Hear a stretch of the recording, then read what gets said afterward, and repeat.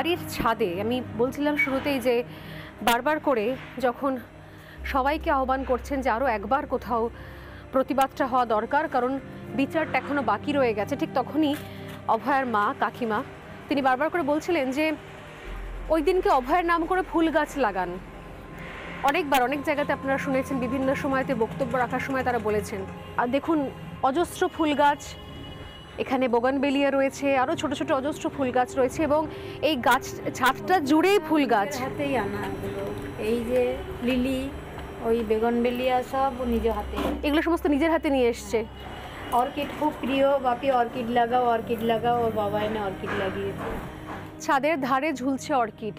আর মনে হয় যে সত্যি সত্যি কেন বারবার ওনারা আবেদন করছিলেন যে ফুল গাছ লাগাবেন অন্তত একটা করে, এই ছাদে না আসলে বোধহয় সত্যি হয়তো আমরাও বোঝাতে পারতাম না।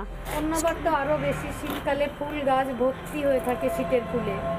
ও দৌড়ে এসে ছাদে এসে আগে মা আজকে নতুন কি গাছ লাগালে, আজকে কি ফুল ফুটলো, কলেজের ব্যাগটাও রাখতো না, আগে দৌড়ে ছাদে আসতো। এবার শীতের কোনো ফুল আমি লাগাইনি, শুধু এই গাছটা লাস্ট।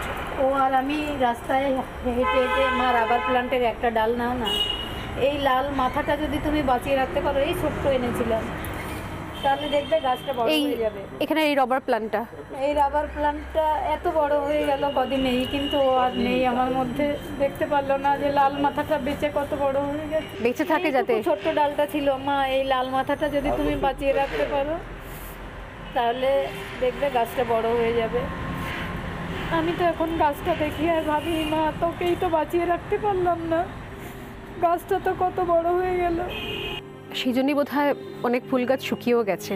আর এই 6 মাস ধরে আর কোনো গাছ যত্ন করা হয় না। আমি গাছ দেখলেই বেশি কান্না পেয়ে যাওয়ার কথা মনে হয়, আমি আর যত্ন করি না গাছের। রাস্তার উপরে একটা জবা ফুল গাছ, এরকম রাস্তায় হাত দিলে কড়িটা ছেঁড়া যেত। ও যদি বুঝতে পারতো যে আমি হাত বাড়াচ্ছি কড়িটা ছেঁড়ার জন্য, আমাকে মা তুলবে না তুললে কিন্তু আমি বাড়ির লোককে ডেকে নিয়ে আসবো। শাসনেও ডাকতো আপনাদের ভীষণ। আমাদের অভিভাবক কি হারিয়ে গেছে, বাবা শরীরনি, বাবাকেও কি বকা খেতে হতো? হ্যাঁ, বাবাকে খুব বকতো, ভীষণ বকতো বাবাকে। বাবাকে কি নিয়ে বকতো? ওষুধ ঠিক মতো না খেলে, টাইমলি খাওয়া দাওয়া না করলে, রাতে বেশি রাত পর্যন্ত না খেয়ে থাকলে। এখন বাবা ঠিকঠাক ওষুধ খাচ্ছে টাইমে? হ্যাঁ। ঈশ্বর আপনাদের অন্তত সুস্থ রাখুন এবং যত দ্রুত সম্ভব এই লড়াই আপনাদেরকে জয়ী করুন। আর এইটুকুই শুধুমাত্র ঈশ্বরের কাছে প্রার্থনা যে ঈশ্বর আপনাদের অন্তত সুস্থ রাখুন। আজকে এই ফুল ভর্তি একটা ছাদে দাঁড়িয়ে একটা লাইনে মনে হচ্ছে যে পোড়ার মুখে শুধু ফুল হয়ে রয়ে গেল।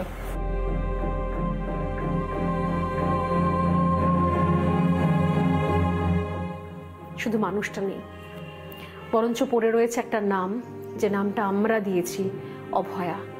কিন্তু এই নাম নিয়ে তো বাঁচার কথা ছিল না, কথা ছিল সসম্মানে নিজের নাম এবং তার কাজ নিয়ে একটা লম্বা ইনিংস, একটা সুন্দর গৌরবময় আলোকিত একটা অধ্যায় তৈরি করার।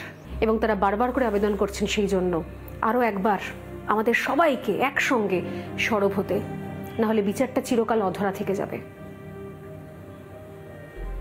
ক্যামেরা ধ্রুবজ্যোতি এবং দেবুর সঙ্গে স্বর্ণালী সরকার, রিপাবলিক বাংলা। চলাকালীন ওর ঘরের ফ্যানে আগুন জ্বলে গেছিল, ওই স্লিপ স্টাডি রুমে শুয়েছিল। আমি কোনোদিন জানিও না যে ও ওই সেমিনার রুমে ঘুমায়, স্লিপ স্টাডি রুমেই ঘুমায়, খাওয়া দাওয়া করে। তার ওই পাশে একটা ঘর আছে, সেখানে কোনোদিন জানিও না যে ওই সেমিনার রুমে খাওয়া দাওয়া করে। সেদিন কেন ওখানে গেল জানি না। তবে সেই আগের দিনও বৃহস্পতিবার ওই ফ্যানে আগুন লেগে গেলে ভীষণ ভয় পেয়ে ওর জ্বর এসেছিল। পরের দিনও তাড়াতাড়ি ড্রাইভারকে ফোন করেছিল, গাড়িটা ওকে দিয়ে ড্রাইভার বাড়িতে চলে আসতো গাড়িটা নিয়ে। ড্রাইভার এসে আমাকে বলছে দিদির খুব জ্বর হয়েছে, তুমিও চলো। তা আমি ওর বাবাকে বললাম তুমি যাও। ওর বাবা বললে না আমি যেতে পারবো না। তা আমি গেলাম গাড়িতে। রাস্তায় একটু যেতে যেতে ওকে ফোন করলাম, তখন ও ফোন করলেই ও বুঝতে পেরেছে। বলছে মা তুমিও আসছো, আসো, আমার খুব জ্বর, স্যার এলে স্যারকে বলে বাড়ি চলে যাব। কিন্তু আমি ওখানে 9:30টায় উপস্থিত হওয়ার পরেও স্যার এসে গেলেন, কিন্তু ওকে ছুটি দিলেন না। ওর ওই জ্বর গায়েও বললেন না, ডিউটি তোকে করে তারপর যেতে হবে। ও তখন কাঁদতে কাঁদতে ডিউটি পুরো কমপ্লিট করে 2:30-3টে বেজে গেল। তারপর আমি সেই গাড়িতেই বসে রইলাম, তারপরে ওকে নিয়ে বাড়িতে এলাম। আগের শুক্রবার অসুস্থ মেয়েটাকে বাড়িতে নিয়ে আসলাম, পরের শুক্রবারে মেয়ের ডেড বডি বাড়িতে নিয়ে আসলাম। ওকে অনেক অত্যাচারিত হতে হয়েছে আরজি করে। কিন্তু মানে বিষয়টা যে এতটা সিরিয়াস সেটা কখনো আপনাদের সঙ্গে শেয়ার করেনি? সেটা কোনো সময় বুঝতে পারিনি, ও হয়তো বুঝতে পারেনি ডিউটি যাওয়ার সময়। সেদিন ওর বাবার সঙ্গে দেখাও হয়েছিল না। আমাকে মা এটা দাও ওটা দাও, আমি রাত্রির পড়তে হবে সময় পেলে, ল্যাপটপ তারপর মোটা মোটা বই সব দিয়ে দিলাম আমি গাড়িতে দুবার করে গিয়ে নিচে। ও হয়তো জানতেও পারেনি যে আর হয়তো বাড়িতেই ফেরা হবে না আমার।